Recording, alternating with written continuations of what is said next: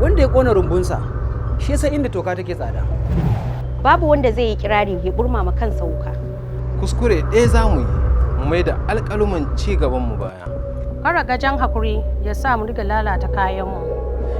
Idan muka lalata kayanmu, asarar fa tamu ce.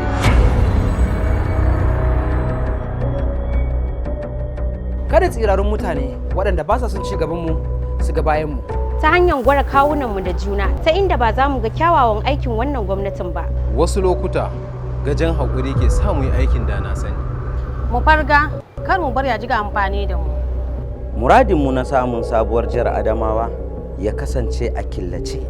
Mu tasirantu da wannan tattagaryen canji mai nagarta.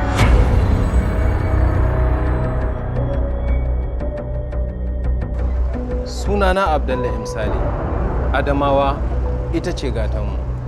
Sunana Rashida Salihu, Adamawa a bar alfaharinmu. Sunana Sultan Abdallah, ba mu da tamkar jihar Adamawa. Sunana Christiana Fidelis, Adamawa uwa maba da mama. Sunana Alhaji Ahmad Tijjani, Adamawa jiha mai albarka. Sunana Rukayya Bakin Karfe, Adamawa jihar mu ta gado. Wannan kungiya mai albarka tana kira ga daukacin al'umman jihar Adamawa, musulmai da Kirista da mu zauna lafiya. Mu baiwa wannan gwamnati ta mai girma Alhaji Ahmadu Umaru Fintiri goyon baya domin ya ci gaba da ayyuka nagari wanda zai kawo mana ci gaba a nan jihar mu ta Adamawa. Sunana Hassan Inkaga, Adamawa ita muka sani, ita za mu gina.